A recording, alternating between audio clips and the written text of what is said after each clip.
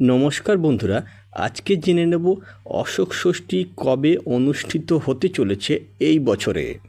ষষ্ঠী তিথি কতক্ষণ থাকছে, ষষ্ঠী পূজার উপকরণ এবং ব্রত পালনের নিয়ম, এই দিন কি করবেন, কি খাবেন, কি নিষেধ রয়েছে শাস্ত্র অনুসারে, এবং সন্তানের মঙ্গলের জন্য মায়েরা এই ব্রত অবশ্যই পালন করুন। বন্ধুরা, আশা করি সবাই ভালো আছেন এবং সুস্থ আছেন। মা ষষ্ঠী দেবীর অশেষ কৃপা পেতে কমেন্ট বক্সে অবশ্যই লিখুন জয় মা অশোক ষষ্ঠীর জয়। মূল পর্বে যাবার আগে একটা ছোট্ট অনুরোধ, যারা আমার চ্যানেলে নতুন, যারা আমার ভিডিও প্রথম দেখছেন, চ্যানেলটি সাবস্ক্রাইব করে পাশে থাকার অনুরোধ রইল, যাতে সকল ভিডিওর নোটিফিকেশন আপনারা খুব সহজেই পেয়ে যান। বিভিন্ন পুজো পাঠের পঞ্জিকা অনুসারে আপডেট পেতে অবশ্যই এই চ্যানেলটি সাবস্ক্রাইব করে নেবেন। চলুন শুরু করা যাক আজকের পর্ব। চৈত্র মাসের ষষ্ঠী তিথিতে অশোক ষষ্ঠী পালিত হয়। বিশেষ করে বাংলা এবং ভারতের পূর্বাঞ্চলে অশোক ষষ্ঠী পালন করা হয়। অশোক ষষ্ঠী ব্রত চৈত্র মাসের শুক্লা ষষ্ঠী তিথিতে পালন করা হয়। এই দিনে মায়েরা অশোক গাছের ফুলের কুঁড়ি ভক্ষণ করেন। চৈত্র মাসের শুক্লপক্ষের ষষ্ঠী তিথিতে সন্তান এবং পরিবারের মঙ্গল কামনায় মহিলারা অশোক ষষ্ঠী ব্রত পালন করেন। এই দিনে উপবাস থেকে শুদ্ধাচারে মা ষষ্ঠী দেবীর পূজা করা হয় এবং অশোক ফুলের কুঁড়ি, দই ও মুগ কলাই দিয়ে ব্রত ভঙ্গ করা হয়। এটি পরিবারের শোক বা দুঃখ দূর করতে পালন করা হয়। অশোক ষষ্ঠী পালনের নিয়ম: ব্রত ও উপবাস। ষষ্ঠী তিথিতে উপোস বা নিরামিষ আহার করা হয়। এই দিন অন্ন গ্রহণ নিষিদ্ধ।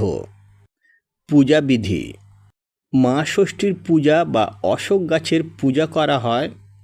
বিশেষ করে অশোক ফুল দিয়ে পূজা করা হয়।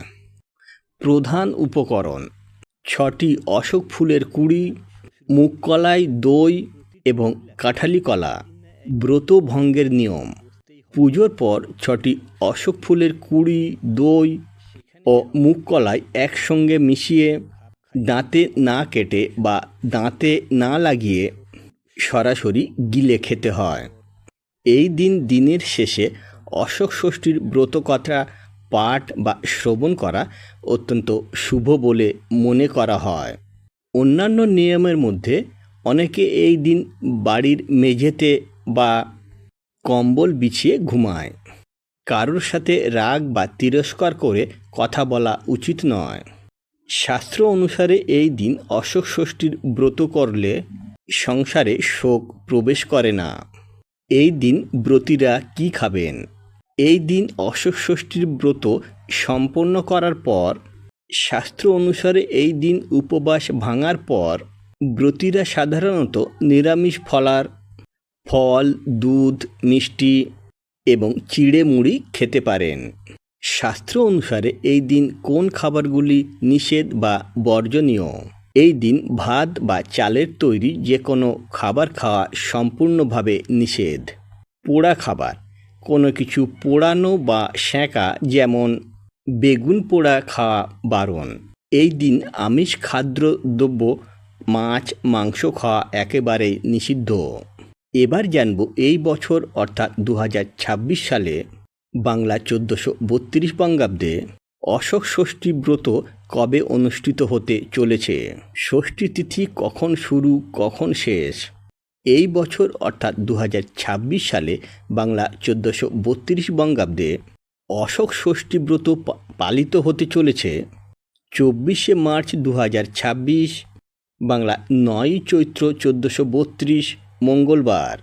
ষষ্ঠী তিথি শুরু হচ্ছে 23শে মার্চ 2026, বাংলা 8ই চৈত্র 1432 সোমবার রাত্রি 9:37 পর থেকে। ষষ্ঠী তিথি সমাপ্ত হচ্ছে 24শে মার্চ 2026, বাংলা 9ই চৈত্র 1432 মঙ্গলবার রাত্রি 7:13। এই দিন পালিত হবে অশোক ষষ্ঠী, মতান্তরে স্কন্দ ষষ্ঠী। মায়েরা বিশেষ করে সন্তানের মঙ্গলের জন্য অবশ্যই এই ব্রত পালন করুন। জয় মা ষষ্ঠী দেবীর জয়। আজকের পর্ব আপাতত এই পর্যন্তই। ভালো লাগলে অবশ্যই একটা লাইক করে দেবেন। হেল্পফুল বলে মনে হলে নিজেদের ফ্রেন্ডস ফ্যামিলির সাথে শেয়ার করার অনুরোধ রইল। সবাই খুব ভালো থাকবেন, সুস্থ থাকবেন। দেখা হবে আবার পরের ভিডিওতে। নমস্কার।